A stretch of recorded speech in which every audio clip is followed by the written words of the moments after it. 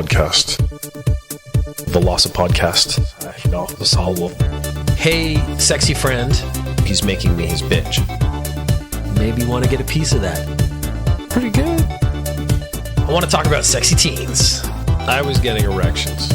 It's a very creepy feeling. I can guarantee that underwear theft will come up again. None of this is relevant. Pokemon, Pokeballs. 750 milliliter bottle of rum. Welcome to the Velocity Podcast, a study in monology. This is your grumpy Uncle Peter. He will say words at you. I keep getting asked if I make money off these podcasts. And I don't. I don't make any money off it. I pay for hosting because I don't want to use one of those other services. I do as much as I can for free.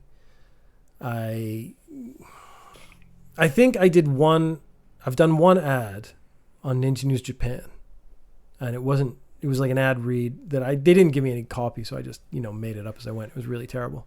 They actually said they were really happy with it because I just rambled for 5 minutes. For Newsly, and Newsly didn't give me any money. They just put me in their featured podcast section.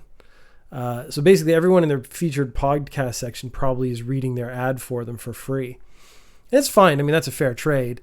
It's just one of those things where I don't know if Newsly's getting any downloads, so I don't know if anyone's actually using their featured podcast. But I thought it would be an interesting thing to practice, like how to do an ad or how to read it in my own style.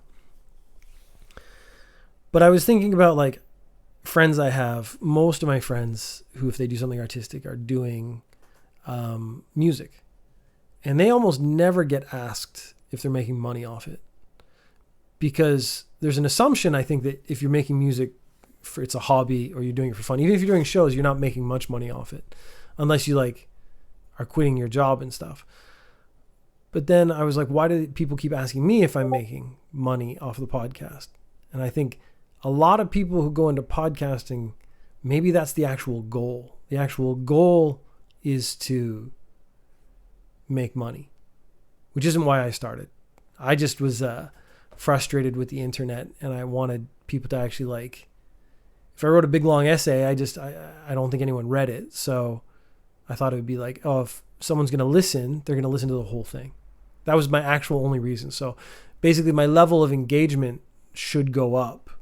I think it would be less people overall, because I used to have a website, like a blog, and it would get 30, 40,000 hits. But I knew from talking to my friends who I knew visited the website that they weren't really reading the big long articles and essays I were writing. And you think about the podcast, I'm doing the exact same thing. It's just this big, long, rambling essay. But if you're here, you're probably listening to the whole thing. So it's fewer people listen to the podcast than would visit the website. But the few people who listen to the podcast actually are 100% committed or engaged to whatever they're doing in that moment. And that appealed to me a lot. And yeah, I thought it was a format I'd never experienced before. And now part of what I'm doing is learning and experimenting. So I've moved on to Twitch. I do some streaming. I'm trying to learn all the different software, hooking things up. It's been actually fun. And I assume it will evolve after this. I was looking at a program that's supposed to let you stream to YouTube, Twitch, and Facebook all at the same time. I was like, is that worth doing? But it might be. I don't know. And the thing is, what you get to the point where you're just doing so much, you have to scatter it as far as you can in the hopes that someone picks up something. And so then when I say to people, no, I'm not making any money off the podcast, you can see they want to ask them, why are you doing it? But then why does anyone do a hobby? And I think maybe part of it is I clearly spend so much time and put so much work into it. Because I do 2 a week, and each one's 30, 40 minutes. That's a lot of work. And then I've thought I should just do one, or I should, combine them all into one. It's one of the reasons that this podcast, Velocity Podcast, if you didn't listen to the after credit stuff last week, I'm doing 10 more episodes. This is actually going to be, I think, episode countdown number 9. Now, it's still going to be till the new year. But my intent is to stop Velocipodcast and then only do C McBee. And C McBee is going to have the same sort of content. It's been slightly more organized. So 1 week I'm doing a C McBee reads. 1 week I'm doing a single topic. And then the other week I'm going to do this. Talk about whatever I want, probably new stuff, something that's interesting or something that's weird. And that hopefully will help me, again, organize things and increase the quality of the content, although the quality's never been that high, because I'm always so slipshod at the end of the day because I try to do so much. And maybe that is actually one of my failures. I've been on this kick lately that everyone's good point is also their bad point. So my good point is I want to do everything, but the bad point is I want to do everything, which means none of the things I do are as good as they could be if I just did one thing. So it's a question. So like I have a friend who's obsessive. Like he gets a thing and he won't let it go. And that's great because if you want the answer, he'll find you the answer. But at the same time, if that's not the thing he should be doing in that moment, he's not going to stop until he's finished. Again, you just go through all your friends and think, what is their best trait? And I bet that also equates to their worst trait. And so, this desire to do so much means that all the stuff I do maybe isn't as good as if I just like, okay, let's do less and do that less better.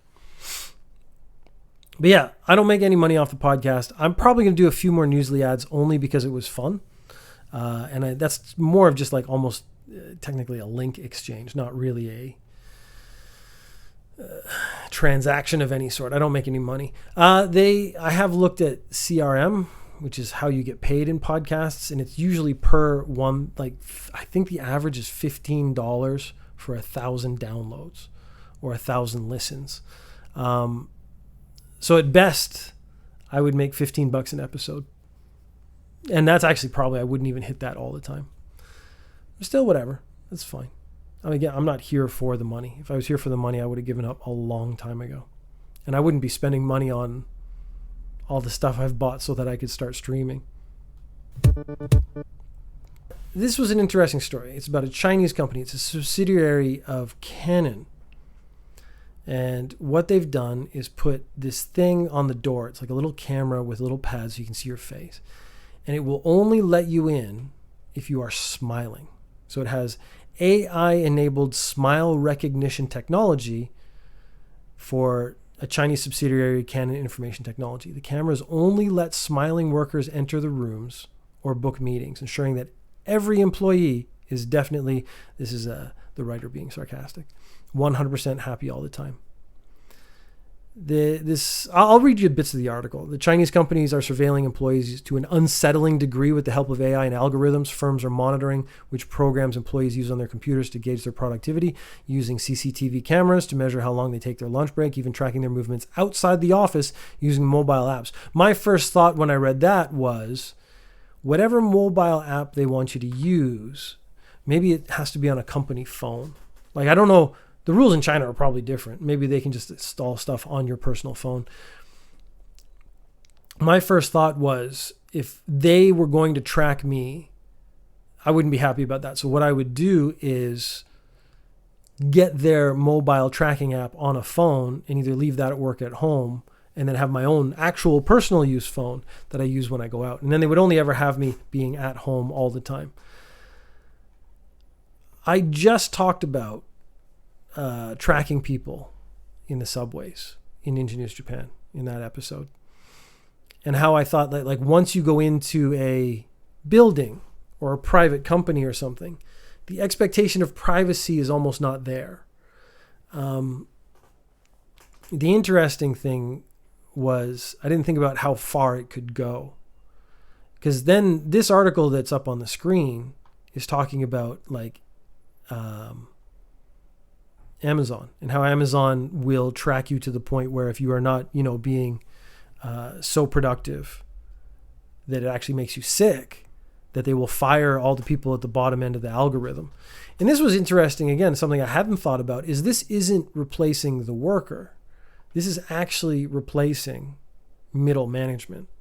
So like the middle manager's job would be to make sure you are doing your job, to make sure that you are doing tasks and not just messing around, where they could get rid of the middle manager and just have AI and cameras and stuff do that for you. And again, more like the manager might actually cover for you because they like you. They might actually cover for you because they think you're a good employee or a good person.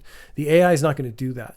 So it doesn't matter if you're a great guy. The AI is going to be like, no, he messes around too much on Reddit on his work computer. His lunch break is too long. He hasn't been as productive as everyone else. Therefore, he's fired. It won't take any other considerations into account. But what I actually, when I read this story, wanted to talk about was happiness and corporations. And I am not anti-corporation, but I am very pro-honesty. And the honesty of companies is always at question. A company's purpose is to exploit you. And make no mistake about that. That isn't necessarily a bad thing because your job on the other side is to exploit the company. The company is going to pay you as little as humanly possible to do as much work as humanly possible. This is where unions generally are a good thing. Your job is to fulfill your contractual obligations. And I honestly believe, and nothing more. So there's been some, I just kicked my speaker, sorry. There's a couple phrases like we're family at this company. And to me, that immediately means that's not true. They're lying to you already. They're trying to create a false sense of belonging that does not exist. Because if your families, I had someone actually say this to me, like they told them all, like, it felt like a family. And I was like, so if I got cancer, would they take care of me? Because that's my expectation of the family. Like I've worked with this family, my actual family, since it's been its inception. What is it, like 15 years ago? I have kids. I take care of my kids. I have an expectation that if I get sick, if I get cancer, that they will do their best to take care of me. They will help me out. A company, my expectation would be, unless if it was legal to do so, would cut me to save on expenses, to not pay health insurance. I wouldn't be surprised by it. I'd be disappointed. I think most countries that would probably be illegal, but I wouldn't expect the company to take care of me. I read a story about Steam where this one guy, he got, I believe it was a form of cancer or something, a leukemia or something. And he went in and he told the very famous boss, whose name I can't remember in this moment. No, I'm not gonna. He went and talked to his boss and he said, look, I'm sick. And then he immediately thought, like, I'm going to get fired because games companies, they're basically at will. It's in America. It's at will contracts all the time. So he thought, I'm going to get fired. And then the guy said, your job now is to get better. So go home. Don't worry about it. You're going to get your salary. You're going to get everything's just to stay exactly the same money-wise. You're going to have your insurance. Your job is to get better. Now that's very inspiring, but I think it's inspiring because it's very rare and unusual. Because that's why it's a story. If that kind of thing happened all the time, it would become an expectation. But the expectation is that your company will not take care of you. If I have any sort of real problem, I would expect sympathies, but I would not expect any real action. So a company is never like a family. Because what they're actually saying is we want to exploit you, we want you to feel loyalty to the company, and we want you to work as hard as you can, but it's very one-sided. And that's a problem. Because if you think about this camera thing, it only lets you go into rooms or book rooms or whatnot when you're smiling. They don't actually care if you're really happy. They probably read some study that said, people who physically smile feel better. So we're going to force you to physically smile. But the AI, I bet, cannot tell if a smile is sincere. So if I'm staring at you right now and I go, a human would go, wow, that is a creepy, creepy smile. Whereas a robot would probably go, his facial features have grimaced in the appropriate degrees that he is smiling. I will now let him in the room. And being forced to smile, I would bet, in the long run makes you unhappy. So they're not dealing with an underlying issue of the actual happiness or productivity of the worker. They're just trying to impose their will upon the worker and pretend that they're happy. And that's, to me, very realistic. I think it's blatant because it's in China, where, again, labor laws, I believe, are probably a lot looser than in other countries. But the success of this program really is just testing whether or not your employees are willing to jump through hoops. And they are, as long as they're getting paid. The thing, I was thinking though, if it's a technology company, I bet someone could hack it. Someone who works there. So they can walk in without smiling all the time because they reprogram to just recognize their face because they're using facial recognition. But this is another thing that companies get wrong, where if they actually tried to make workers happy, I think the underlying loyalty you would receive in return would be significant, like more so than just pretending. I'm trying to think of some examples that won't be really obvious. This is the problem because I still work, which means I still work with people. And it's unlikely those people listen to this podcast, but if they do, I can't really talk about them. I don't want to disparage the company I work for because overall, I would actually say the company I work for is very good. It's stable. Okay, yeah, here's the thing. My immediate managers are good. I would say they care about me as individuals, but if they were ordered for some reason to get rid of me, I think they would do it. I think they would care more about their jobs than they would about me as a human being. And the fact that I've worked at the company for 20 years does not mean anything. And I always keep that thought in the back of my head. When people start talking about, the company's been good to you or the company has done this for you, my first thought is always remember that they didn't do it for you. They did it because they had to, because it was a legal requirement, or they did it to keep you in the position doing the work you're doing.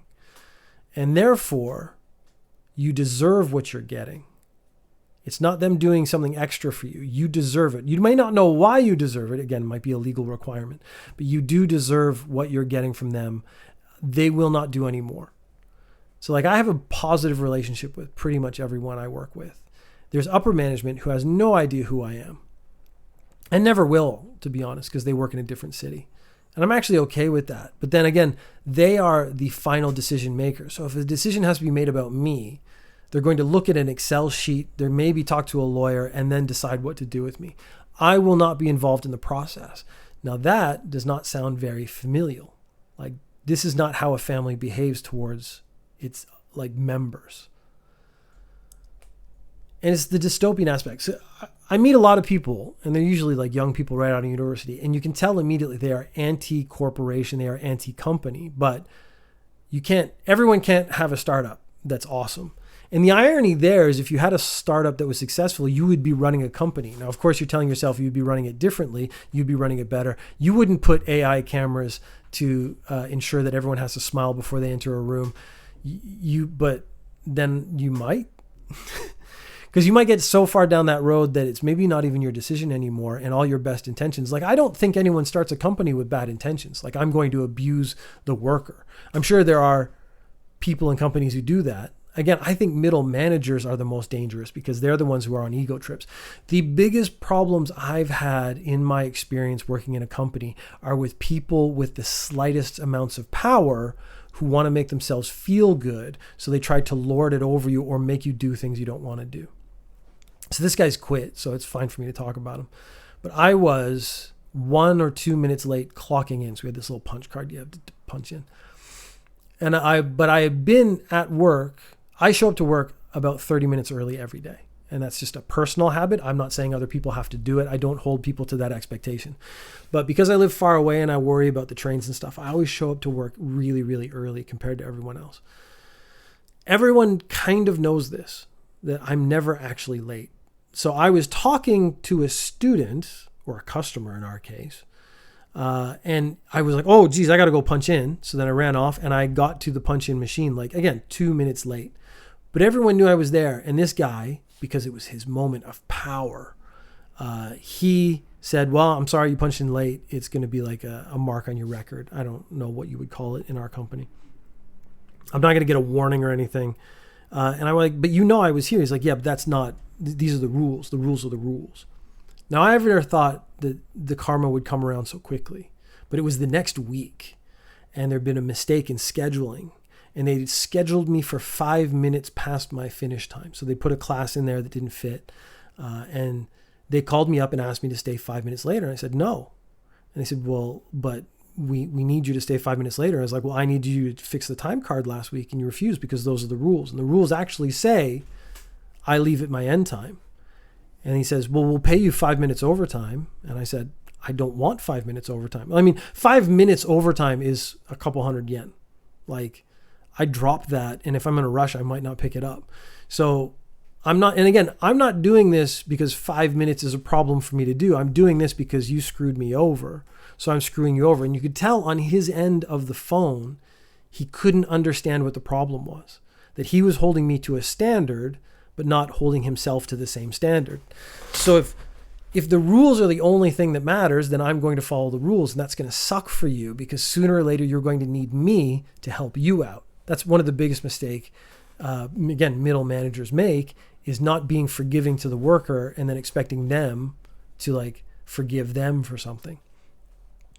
So he said, well, what are you going to do? And I go, well, at the end of my shift, I'm going to get up and walk out of the classroom and punch out. Now, realistically, I was never going to do that because that is actually punishing the school I was working at and the students in the classroom who had nothing to do with this. But I really wanted him to suffer. And so he said, well, what do you want? What can we do to get you to stay? And I said, go fix that time card. Now, I don't think he ever did it. So he agreed to do it, but I don't think he ever did it. And I don't think he ever did it because at the end of the day, there was never going to be a real punishment for it. It just bugged me that everyone knew I was there, but they wouldn't fix it for me because he didn't have to. And again, this was like, I have this incredibly small amount of power. The problem being that incredibly small amount of power actually goes both ways. And again, I am only beholden to the legal contracts that I have signed. And as are you. And if the company is going to screw me over, then I'm going to screw them over. Now, my most negative experience was them in the current position I have. When way back, they offered it to me. They said, we would like you to join this section in education. I actually said no. And they said, why? And I said, well, it seems like way more work, more responsibility, and I don't get more money. And there was a tiny amount of money attached to the position. But again, it wasn't enough for me to give up this very nice, very relaxed lifestyle I had. So they started making promises. And this was my mistake, that I didn't get those promises in writing because I didn't think these people would lie to me. I was not very young, but I was younger and clearly more naive. Any promise they make needs to be written down. So they made more and more promises. One, I would be able to pick my own schedule because for me at that time, going to judo was more important than work. Like if I had to make a choice between working at this company and quitting to go to judo, I would quit and find another company that was more flexible or more fit my schedule. And I knew there were companies like that out there. I was guaranteed a certain raise. I was guaranteed this and that and that and that. And I didn't get it in writing. And then year to year, so that lasted for, let's say, 2 years. But then after that, every year, they eroded away a little bit more. Oh, you can't do this. It's against the rules. You can't do that. And I didn't have a document to show that this was promised. So then we got to a point where all the middle managers had swapped out. And the guy I was talking to, he's like, well, I didn't make those promises to you. And I'm like, I don't care that you didn't. It is actually your responsibility to uphold the promises that were made to me. And he said, like, but I don't know what promises were made to you. I can't take your word for it. And so that to me was very clear. He's telling the truth. He can't technically take my word that I get like more stuff than, let's say, everybody else. But it also made it very clear. That was the moment I realized, like, trusting the company is a mistake. They need to be held to something contractual. And again, it's not because he cares about me or doesn't care about me. He's just telling me the truth. I don't have to legally do anything. Now, the problem was in that situation, I was very disgruntled at the moment. And I was basically saying, I want to leave and change to this other position and go back and not be in the office anymore where I worked. And he wanted me to stay because they didn't have anyone. And he's like, at least in this case, he told me the truth. He's like, I can't give you all the things you were promised. This is what I can give you. And I said, write them down. And you could tell he didn't want to. And so there's been still an unwritten agreement, but everyone knows that there are limits to how far you can push someone. So those unwritten agreements have held, But I'm still waiting for the day when they don't, when, again, managers change or coworkers change in different positions and they go, well, I can't give you that. And I say, but I've had that for years and years and years, or it was a promise that was made to me. And they go, well, I didn't make that promise to you. Again, that's not how families work. You trust each other and you uphold each other. And if you make a promise, you're supposed to keep that promise. But then families don't swap out positions. Like, it's not like someone's going to be a different wife for me tomorrow who's has different expectations and different reasons for being there. So my experience has been, I wouldn't even say negative, but I'm much more realistic. And I don't take any promise made in a company seriously unless it's written down and can be signed or can be added onto a contract. And I've actually had people say, like, the contracts we use in our company are standardized. So everyone has the same stuff. It's all very fair, whereas that's how they imply it. But my contract within our company is unique, as there are a few coworkers.